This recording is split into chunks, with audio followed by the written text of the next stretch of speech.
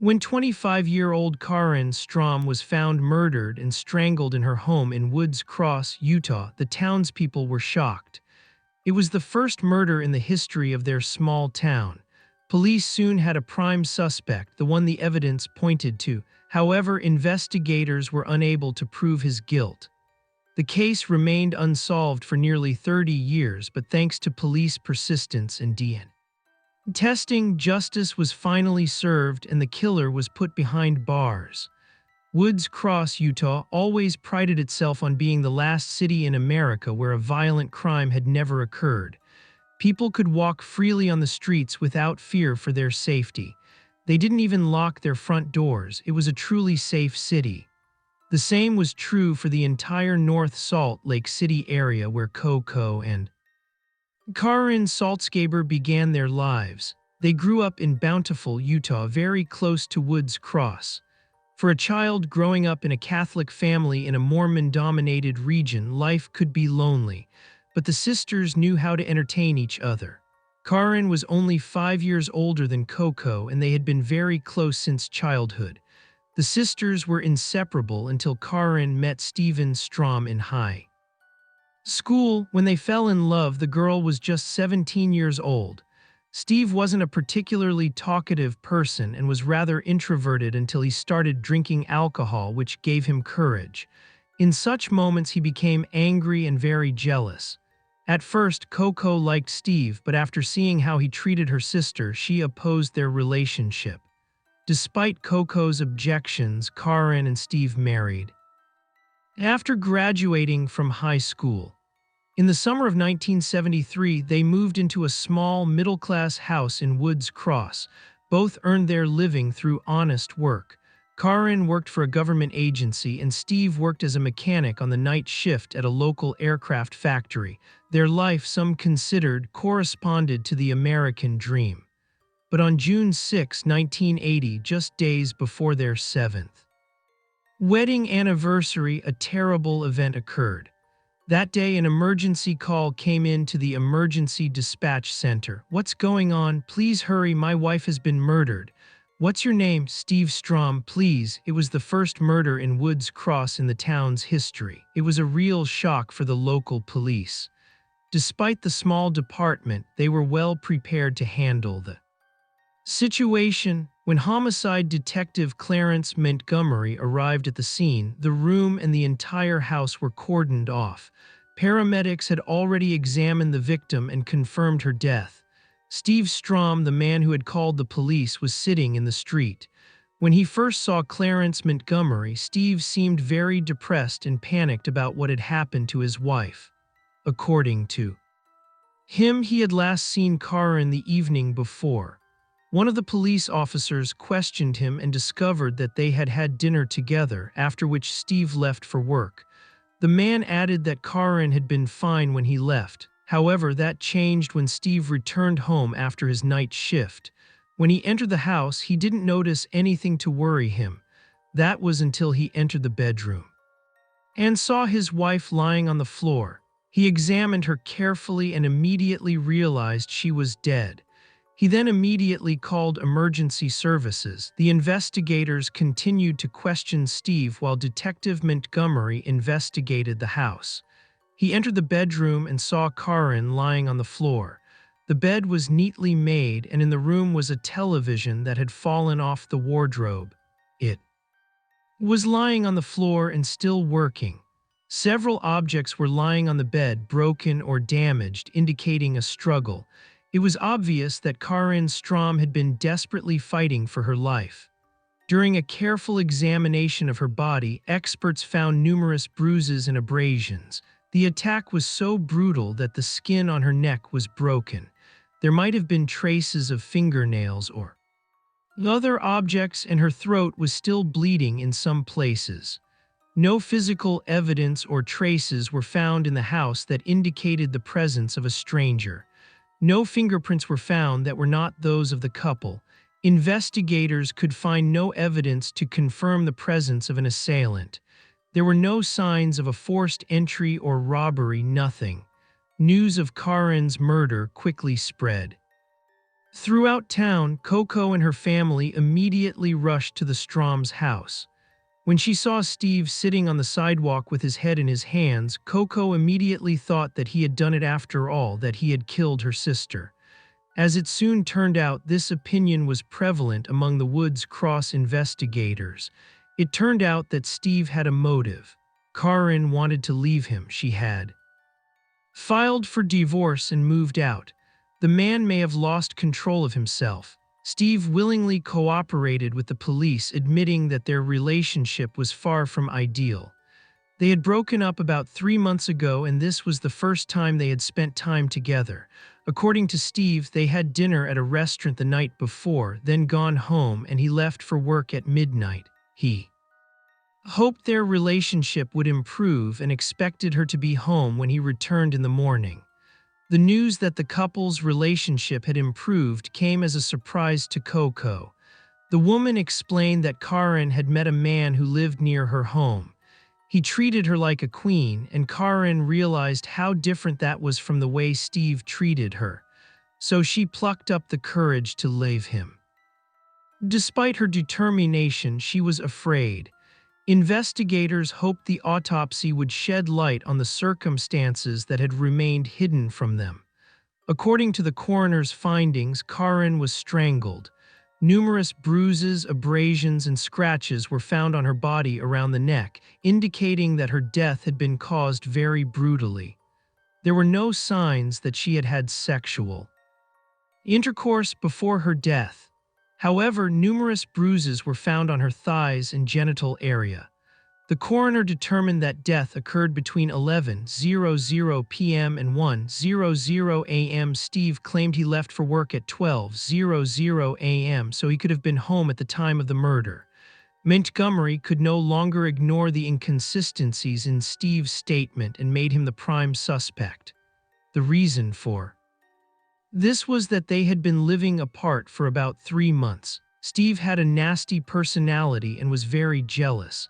He claimed that they had a good relationship, but that wasn't true. Karin was afraid that Steve might harm her if she left him. Nevertheless, she filed for divorce because she could no longer bear the constant conflict. When Karin decided to end the marriage, many knew it was only a matter of time before something terrible would happen. Rumors of domestic violence spread through accounts from friends and family members about the couple's turbulent family life. Coco personally saw signs of beatings. She said Karin skillfully concealed the bruises and abrasions with makeup, but she noticed them anyway. After almost 7 years of marriage, Karin finally had enough. Shortly before the murder, she spoke to her lawyer and asked him to expedite the divorce. However, Steve said that he and Karin were trying to save their relationship, and that's why she was at her house the night of the murder. Despite all this, investigators knew that the first suspect isn't always the one they're looking for. Unfortunately, there was very little information, so the investigators decided to step back and double-check all the facts before proceeding. Investigators suspected that the perpetrator either knew both of them or that Karin had let him into the house herself, since no signs of a break-in were found. Many people fit this description. Karin didn't open the door to strangers. She had several of Steve's friends and colleagues for whom she could have opened the door, as well as her boyfriend whom she could have let in as well. In any love triangle, there are logically 3 parties. Could jealousy have clouded the mind of Terry Schneck, Karin's boyfriend? He told investigators that he and Karin were planning to get married. He was the one who wanted her to meet with Steve again because, according to him, he wanted to make sure she really wanted the divorce. After several hours of interrogation and checking Terry's alibi, he was removed from the list of suspects. He claimed to have spent the entire night at home, which investigators were able to confirm. Next on the list was Steve's work colleague, Edward Lewis Evans. Investigators visited the factory where Stephen and Ed worked. Stephen mentioned that Ed wasn't there when he arrived for work, so investigators spoke with the shift supervisor and checked the attendance book. That evening, Ed left for dinner around 8 p.m. and didn't return to work. This was unbecoming behavior for an employee of the month. However, he had a convincing alibi. He said he had been to a bar near their workplace. There, he had drinks with some friends and went home around 2 a.m. The friends who were with him that evening confirmed his alibi. If the time of death was indeed between 11 p.m. and 1 a.m., Ed was innocent. Although Ed had several scratches at the time which somewhat confused investigators, they didn't find sufficient reason to suspect him. He worked on a lathe and handled metal shavings. His shift supervisor said they often got cuts on their hands, sometimes from the metal shavings, as if that weren't enough to exonerate Ed Evans. Investigators found no evidence that he had a relationship with Karin. They found no reason why he might have come to her home to kill her. Over the next 2 months, several other suspects were interviewed and removed from the list. However, they remained under surveillance. Just in case, investigators wanted to gather as much evidence as possible, so DNA samples were taken from everyone Karin had allowed into her apartment. Soon, the investigation returned to Steve Strom. The motive for his actions was jealousy. Karin was indeed planning to leave him. That day, she had told her colleagues that she wanted to inform Steve of her final decision to divorce him. The forensic evidence left no doubt. Investigators could find no evidence that anyone else had been in the house besides the couple. Steve, however, continued to maintain his innocence. To prove his innocence, he was offered a polygraph test. Steve didn't answer all of his questions honestly, and that was the final straw. Investigators gathered all available evidence and presented it to the district attorney. He examined the evidence and concluded it was sufficient to issue a warrant for Steve's arrest. This warrant was issued on August 12, 1980, 2 months after Karin Strom's murder. Steve Strom was arrested for murder. Investigators carefully prepared for the upcoming trial. The statements Karin had given to her friends, as well as the bruises she had shown them, were included in the case files. However, investigators also had a great deal of circumstantial evidence that the judge deemed too unreliable. The judge ignored it, and Steve Strom was released due to insufficient evidence. The district attorney feared this could weaken the case so much that they would eventually have to drop all charges. At the same time, the Woods Cross police continued to examine all possible leads. The investigators carefully collected everything related to the murder, including photographs of the crime scene, blood samples from the suspect's clothing, and fingernails that Karin had clipped herself. They wanted to preserve all the evidence. Meanwhile, Steve Strom no longer had any connection to Woods Cross, and he eventually left town. But even after moving there, Montgomery refused to forget him. He always felt that Steve had something to do with his wife's death. 25 years passed. Clarence Montgomery retired and the case was finally closed. But in 2006, his successor, Brad Benson, decided to focus on cases considered unsolved. That's how he came across the Karin Strom case and began sifting through it. In the following weeks, he carefully studied the files related to Karin Strom's murder. He had access to police reports, photographs, and numerous descriptions of the evidence collected at the crime scene. He also had numerous blood, saliva, and hair samples taken from both the victim's body and numerous suspects. Benson pinned his hopes on the DNA samples, as research in this field had made significant progress since the 1980s. He sent all the samples to a private DNA laboratory to conduct the necessary tests. The process took some time. The researchers were still unsure whether they would obtain any useful information. They assumed that if the samples contained DNA, it must belong to Steve Strom. At the same time, Benson gathered all the witnesses and suspects in the case. Most of them were in favor of cooperation and agreed to return to Utah to corroborate their statements, including Steve Strom himself. when Benson informed Steve that he had reopened the case. Steve reacted as if the police had decided to pursue him again, and Steve's fears were correct. Benson believed he was the killer because of his reputation as a drunken and abusive husband. However, the police also wanted to speak with Ed, Steve's former coworker. Reports indicated that Ed and Steve were friends. They worked together on the same machine. Steve often filled in for Ed when he was away. Benson discovered that Edward Evans was in Northern Virginia at the time. He asked Ed if he would be willing to return to Utah to confirm his 1980 statement. Ed assured him he could come the following week.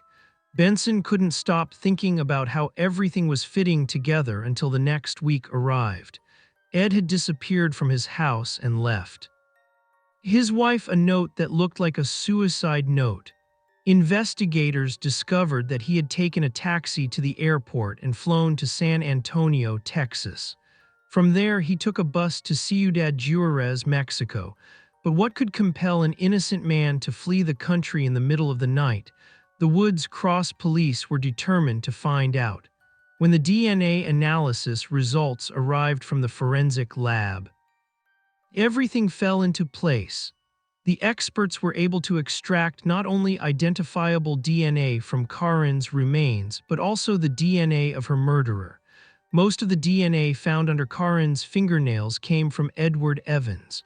Brad Benson was surprised when he received these results, as he could not find a clear motive for Ed's crime. The DNA found under Karin's fingernails was a combination of Evans' skin and his semen, suggesting a sexual act as a motive. As far as anyone could remember, Ed and Karin only knew each other casually. They had met a few times to maintain their friendly relationship. Investigators discovered that Steve, Ed, and their wives had gone on a picnic together, but that ended their time together. In light of the latest findings, the investigators re-examined all witness statements made during the 1980 investigation. Among them were several workers who had seen Ed the day after Karin's death and noticed the scratches on his face and hands. Fortunately, the investigators conducting the investigation at the time had taken photos of these scratches as a precaution. The investigators assumed that the scratches on the man's body were caused by Karin Strom. They used this information to obtain an arrest warrant for him. However, Ed was in Mexico. It took some time before he was found. Benson decided to re-examine his alibi. On the evening of Karin's murder, around 8 p.m., Ed left work and went to a bar. There he was accompanied by several colleagues, which confirmed his alibi. However, Benson contacted the people who had been in the bar again. They suspected that Ed might have disappeared unnoticed. The final straw was his dubious past. The investigators learned of other cases in which Ed had been prosecuted. The charges included women and violence, and although he was acquitted by a California jury in 1973, his victim continued to claim that Edward Evans was the man who sexually assaulted her, attempted to strangle her, and stabbed her. 8 days after Edward Evans' escape, police found and arrested him. The first court hearing took place in January 2008, during which the defense argued that the DNA found was not proof of his involvement in the brutal murder. His lawyer claimed that his client and Karin had an affair. According to him, they had a date that day during which they became intimate. This, according to the lawyer, was why Evans' semen was found under the fingernails of Karin Strom's right hand. This was a shocking discovery that Benson was unable to refute at the time, so he filed a motion to stay the proceedings.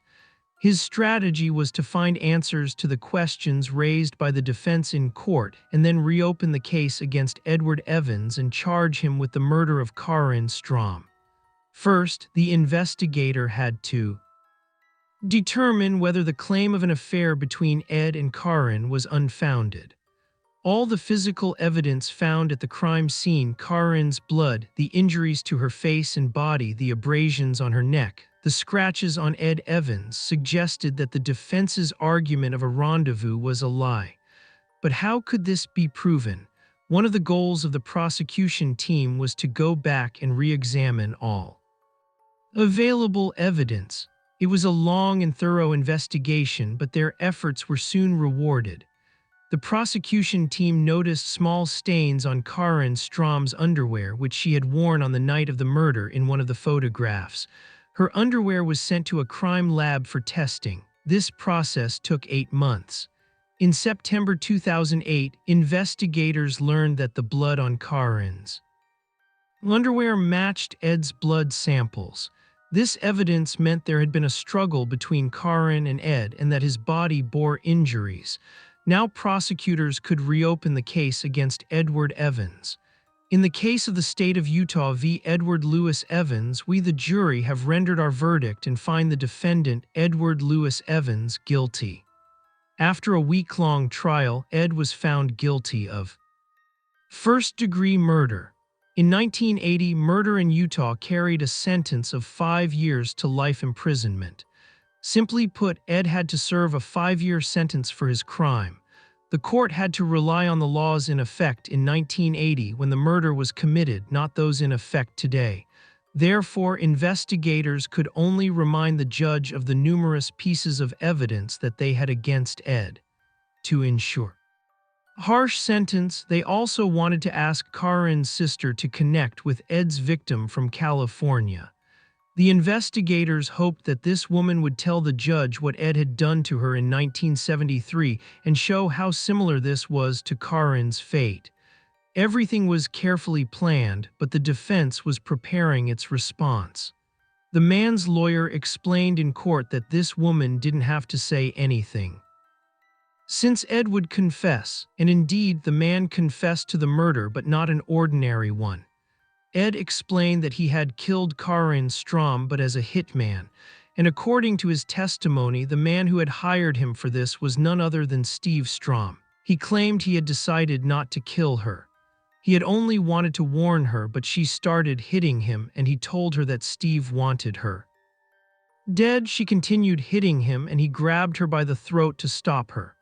The next thing he remembered was her slipping from his hands and falling to the ground. She was dead.